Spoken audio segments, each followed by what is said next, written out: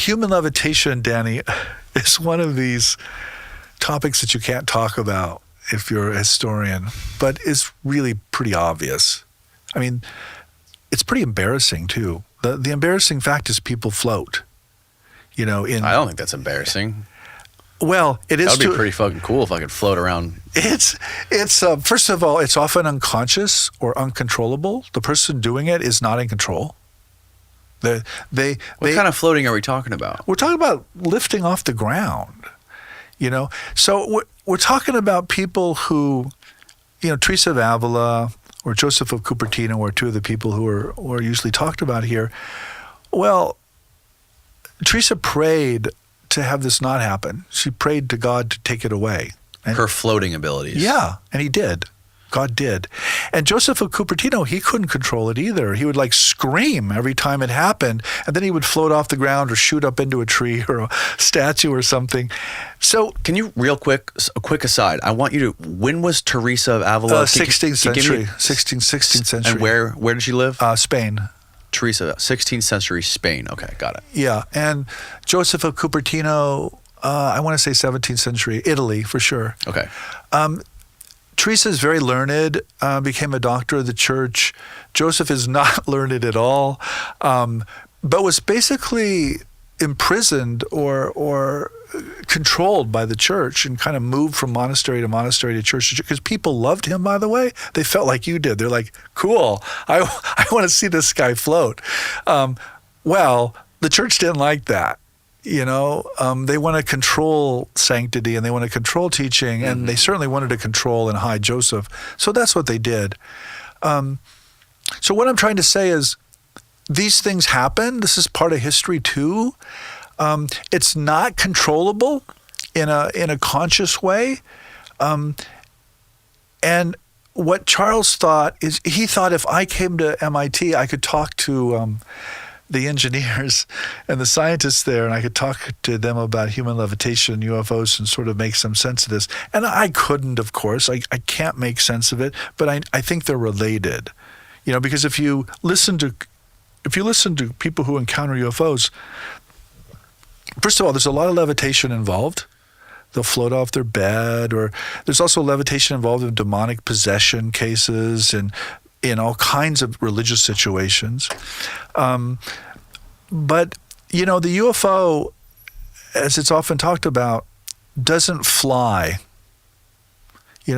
Modern propulsion methods is basically about blowing stuff out the back of the machine, and it propels you forward. So you have a controlled explosion, essentially, is what you have. And the UFO doesn't do that. It seems to just float there. It seems to violate gravity in some really fundamental way. And human levitation clearly violates gravity in a fundamental way as well. And have you ever seen anybody levitate? No. Okay. No, I have not. This guy? What's that? Has the propulsion guy? No, I don't know. I doubt it. Okay. Again, these things are... This is what we're going back to our science conversation. These aren't things you can invoke. These are things that just happen, and often they happen in ways that we can't control. Oh, look, you found him. Oh, Can you punch in on that a little bit?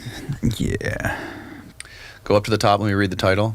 Charles Chase, former head revolutionary programs at Lockheed Martin Skunk Works, now head of the UN lab on A&D's place in a new business model for global challenge engagement. So that's Nick, by the way, Nick Cook. That is not Charles' picture. Well, Nick Cook wrote the article. They do talk about, he's in here somewhere. I have nominated this talk by Charles Chase at NCW's Featured Post 2020 because it embodies so much of what our call to action campaign this year has been about, addressing global changes head on through the untapped power of the Aerospace Defense Agency. Well, he goes on to talk about, this is a pretty cool thing right here.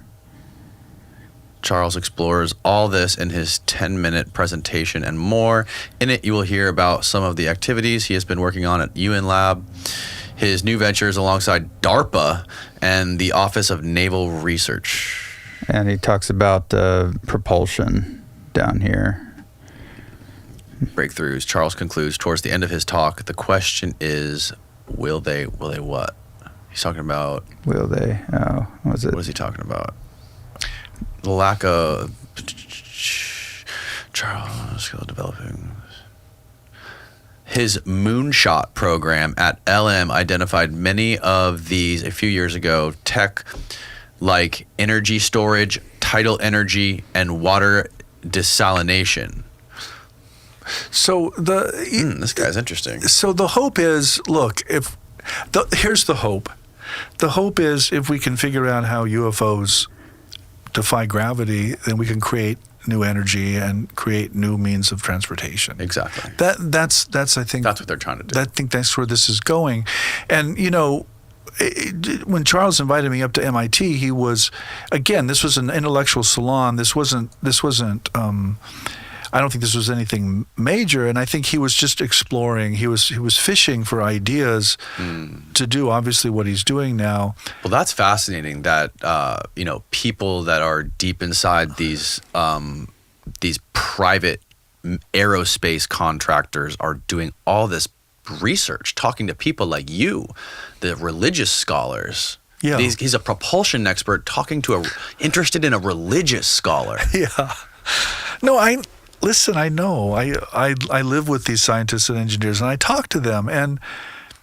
But again, it's one thing to say these things happen in human history and human experience. It's another thing to operationalize them and turn them into a technology. And again, that's where I stay in my lane, Danny. I don't do what they do. I don't know how you do this. All I know is that the historical records suggest that these human beings floated off the ground. Absolutely. And he was asking you specifically about that, to talk more about Yeah, that. he was. Yeah. That was about, I don't know, that was about 6-7 years ago now. Since then, there's a wonderful book on this, by the way, called They Flew, by a historian named Carlos Ayer, who basically takes to task historians for not looking at the same material. I mean, it's overwhelming, Danny. It's overwhelming as a historian if you start looking at this. It's obvious. It's like, yeah, this seems to have happened. And what sort of demonic possession cases have recounted this floating phenomenon? Well, lots. I mean, just first of all, look at the popular culture. I mean, you'll see floating and levitation all over the demonic possession Yeah, I stories. see it in movies. Yeah. So, let me say this in the most diplomatic way I can. You don't have to be diplomatic. Yeah. Well, I do actually. I am not a fan of demonic language. What do you mean demonic language? Well, a lot of people when they interact with UFO accounts or they interact with possession accounts, they immediately go to the demon language. They say, "Oh, well, this is real, but it's a demon." I'm like, "Well, how do you know that?" Right. That fits your religious worldview. Yes. I get that. Right. But maybe your religious worldview's off. Let's not jump to a particular assumption or interpretation. I also think because of my traumatic thesis that a lot of paranormal phenomena are because of human suffering. And so the idea is that you're going to get a lot of demons, by the way, that are part of these visionary landscapes because people are suffering, Danny. Yeah. People are in real pain. And so I think to just demonize this further does a great disservice. It really hurts these people. I think what they need is to be listened to and to be taken seriously. And maybe their trauma and their illness is in fact producing the paranormal phenomena. Maybe that's part of the phenomena. But we'll never know that if we just say, "Oh, it's demons," and this person needs to be exorcised. No. Well, maybe the exorcism will help, but it'll help if the person believes they're demons as well. Is what I'm trying to say. There's a kind of paradox there. Right.